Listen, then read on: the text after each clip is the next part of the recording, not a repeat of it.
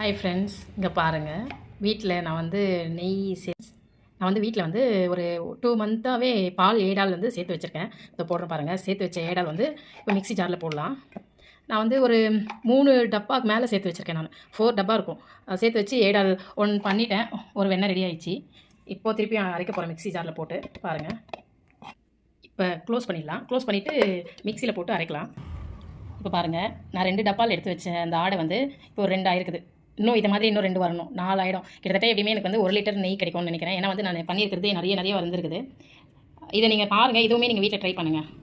இதோ ஃப்ரெண்ட்ஸ், இதுதான் ஒரு 3வது பாக்ஸ்லேருந்து எடுத்தது. கரெக்டாக எனக்கு 3 வந்துருக்குது பாருங்கள். ஓகேங்களா? நான் 4th டப்பா வந்து பெரிய டப்பா அது வந்து பண்ணுறேன். அது எனக்கு இன்னும் வந்து 2 உருண்டை வரும். 5 ஆகும்னு நினைக்கிறேன். பாருங்கள். ஓகேங்களா? இது லாஸ்ட். இது எப்பவுமே நீங்கள் அரைக்கிறப்ப ஐஸ் க்யூப் இருக்கு இல்லைங்களா, அது போடுங்க. நல்லா போட்டிங்கன்னா அழகாக அது பாருங்கள் இப்படி வருதுங்களா, நல்லா வரும். இன்னும் சூப்பராக இருக்குங்க. நான் செம்மையாக இருக்குது. எனக்கு ரொம்ப பிடிக்கும் அது செய்யுது. இது பாருங்க, நிறைய ஐஸ் க்யூப் போடுவேன். நான் போட்டேன்னா அப்படி கலரிங்கே இருந்தீங்கன்னா அது நீங்கள் எப்படி சொல்கிறதுனா, இது வந்து இப்படி பண்ணிகிட்டே இருக்கணும். மிக்சியில் போடுறப்ப நீங்கள் இதில் ஐஸ் டியூப் போடுங்க. அப்போ நீங்கள் எவ்வளோ ஐஸ் டியூப் போடுறீங்களோ அவ்வளோ நம்மளுக்கு வந்து வெண்ணெய் வந்து கூட வரும். ஓகே பாருங்கள் ஃப்ரெண்ட்ஸ், இப்போ இது எல்லாமே எனக்கு கழுவணும். இது எப்படி கழுவுறதுன்றது நான் நெக்ஸ்ட் வீடியோ உங்களுக்கு சொல்கிறேன். இந்த பாத்திரத்தில் இப்போ நீங்கள் யோசிக்கலாம், ஐயோ இது எப்படா நம்ம கழுவுறது, ரொம்ப எனக்குமே பாருங்கள் பிசுன்னு இருக்குது. அது எப்படி கழுவுறதுன்றது நான் உங்களுக்கு சொல்கிறேன். நான் எல்லாத்தையும் போட்டு அடிக்கிட்டு இருக்கேன். நான் இன்னும் 2 பொருள் அங்கே வச்சிருக்கேன், கிச்சனில் இருக்குது. ரொம்பவே கஷ்டமாக இருக்குல்ல, ஃபீலே பண்ணாதீங்க. இது எப்படி தெரியுமா, சுடுதண்ணியில் போட்டு இதெல்லாம் வந்து சுடுதண்ணியில் போட்டு அலசி எடுத்தாலே க்ளீனாக ஆகிடும் ஃப்ரெண்ட்ஸ். அப்போ நீங்கள் நார்மலாக வாஷ் பண்ணி எடுத்து வச்சுக்கோங்க. ஓகேங்களா?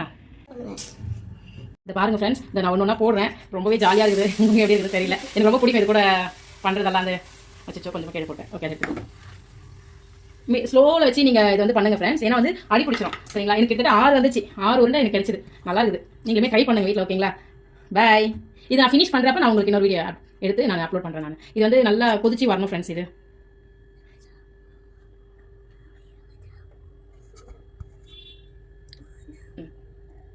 பாருங்க, இது நல்லா வந்து உருகும். சூப்பராக இருக்குங்க இது உருகிறப்ப. பார்த்தீங்கன்னா நான் வேறு அடுப்பு கழுவே இல்லை.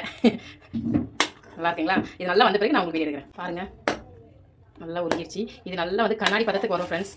ஓகேங்களா? பாருங்கள் ஃப்ரெண்ட்ஸ், செம்ம வாசனை. வீடே அப்படியே நல்ல ஒரு வாசனையாக இருக்குது இந்த நெய்யினால்.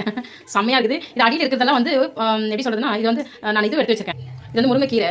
நான் வந்து எடுத்து வச்சு இதை நான் கொஞ்சம் நிறைய போட்டுருக்கேன். பசங்க சாப்பிட்டோம் அப்படின்றதுக்காக இதில் போட்டுட்டோம்னு வச்சுக்கோங்களேன். முருங்கைக்கீரை அதில் போட்டுட்டு கொஞ்சம் நேரம் விட்டுட்டு நம்ம எடுத்து ஆஃப் பண்ணிட்டோம் அடுப்பேன் அப்படின்னா நல்லா ஆயிடுச்சு. கிட்டத்தட்ட 1 கிலோக்கு மேலே தான் இருக்குதுன்னு நினைக்கிறேன். ரொம்ப குஷியாக இருக்குது. அதே மாதிரி நீங்களும் வீட்டில் ட்ரை பண்ணுங்கள். இதை போட்டுட்டு இந்த அடியில் இருக்கிற திப்பியெல்லாம் வந்து குழந்தைங்களுக்கு கொடுக்கலாம்.